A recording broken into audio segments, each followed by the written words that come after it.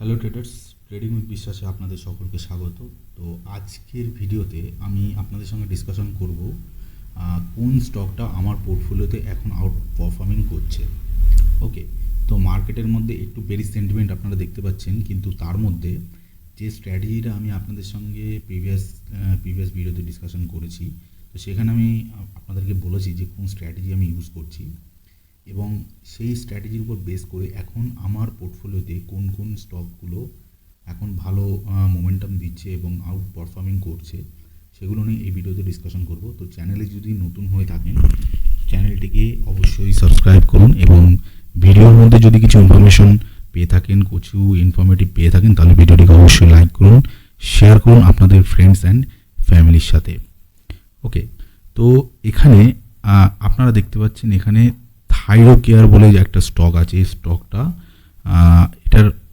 এই স্টকটার daily time frame আপনারা দেখতে পাচ্ছেন। তো এই স্টকটা অনেক দিন ধরে আমার পোর্টফোলিওতে রয়েছে এবং এটা যেই স্ট্র্যাটেজির উপর আমি নিয়েছি সেটা হচ্ছে হ্যামার ক্যান্ডেলস্টিক প্যাটার্নের উপর বেস করে আমি এটাকে প্ল্যান করেছি। এখানে কোনো বাই বা সেল রেকমেন্ডেশন নেই, কারণ এটা অনেক পুরনো ট্রেড, যেটা অনেক দিন ধরে চলছে, আমার পোর্টফোলিওতে রয়েছে।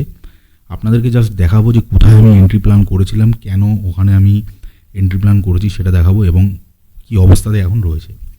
তো আপনারা থাইরোকেয়ার দেখতে পাচ্ছেন অলমোস্ট আজকে যেটা ক্লোজিং দিয়েছে, ভালো মোমেন্টাম এসেছিল একটা আজকে।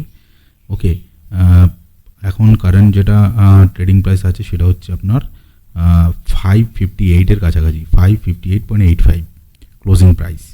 ভালো একটা মোমেন্টাম দিয়েছিল, অলমোস্ট 2.5%-এর মোমেন্টাম দিয়েছে আজকে। ওকে, তো এখানে আমি যে ট্রেডটা প্ল্যান করেছি, সেই ট্রেডটা আমি কীভাবে প্ল্যান করেছি সেটা আমি আপনাদেরকে একটু দেখিয়ে দিই।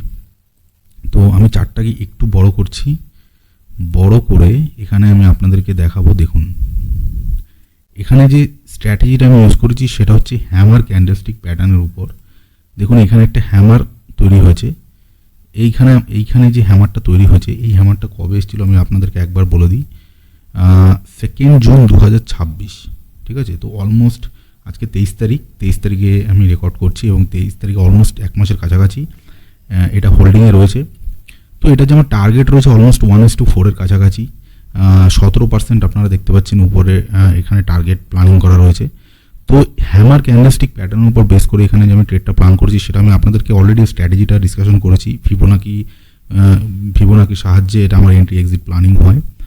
তো দেখুন প্রাইস এখানে এন্ট্রি দিয়ে কিন্তু এখান থেকে একটা মোমেন্টাম দিয়ে উপরের দিকে কিন্তু যাচ্ছে, ধীরে ধীরে স্লোলি যাচ্ছে এবং এখানে দেখুন একটা মোমেন্টাম এসেছিল এই ক্যান্ডেলটাতে এন্ট্রি হওয়ার। দেখুন এখানে আমার এন্ট্রি হয়েছে, এন্ট্রি হওয়ার কিন্তু এখানে দেখুন এখানে একটা ভালো মোমেন্টাম দিয়েছিল, দিয়ে একটা ছোট্ট কারেকশন এসছে, এখানে কনসলিডেশন হচ্ছে। তো আবার এটা ব্রেকআউট দেওয়ার চেষ্টা করছে। এখানে যদি একটা ব্রেকআউট আসে তো এটা অলমোস্ট আমার যেটা ফার্স্ট রেজিস্ট্যান্স, এখানে আমি সিপিআর ইন্ডিকেটার ইউজ করছি।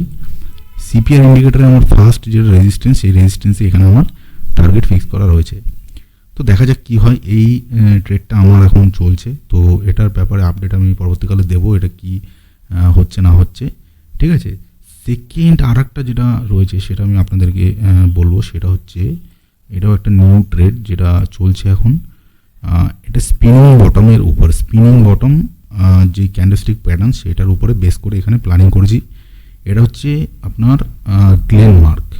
ওকে, গ্লেনমার্কের চার্ট আপনারা দেখতে পাচ্ছেন, এটাও ডেলি টাইম ফ্রেম। গ্লেনমার্কে দেখুন প্রাইস স্পিনিং বটমের যে স্ট্র্যাটেজিটা আমি ইউজ করি সেটা আমি আপনাদেরকে একটু বলে দিই।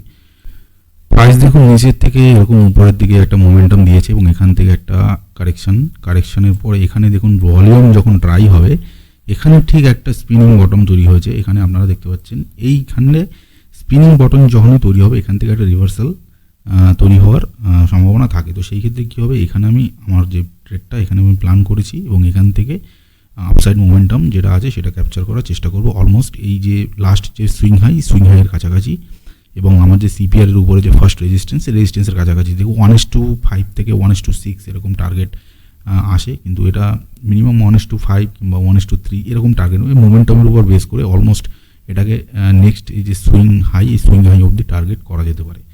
ওকে, তো দুটো স্টক এখন আমার চলছে এখন, আর বাকি যেগুলো রয়েছে এখানে আর একটা স্টক রয়েছে সেটার ব্যাপারে আমি পরবর্তীকালে কথা বলবো। আর যেগুলো কিছু যেগুলো মোটামুটি ছোটোখাটো প্রফিট দিচ্ছিল সেগুলো দিয়ে আমি এক্সিট করে গেছি। মার্কেটে আজকে একটুখানি কারেকশন এসছে, তো সেখান থেকে এক্সিট করে দিয়েছি এবং নতুন যে ট্রেডগুলো আমি প্ল্যান করব সেগুলো আমি আপনাদের সঙ্গে ডিসকাশন করব। এবং এই স্ট্র্যাটেজিটা যদি আপনাদের হেল্পফুল মনে হয় তাহলে অবশ্যই কমেন্ট বক্সে জানাবেন যে কীভাবে এটা আমি প্ল্যান করছি। এটা যদি আপনার ফ্রুটফুল লাগে তাহলে অবশ্যই কমেন্ট করবেন এবং ভিডিওটিকে লাইক করবেন, শেয়ার করবেন আপনাদের ফ্রেন্ডস অ্যান্ড ফ্যামিলির সাথে। দেখা হচ্ছে পরের ভিডিওতে। নমস্কার।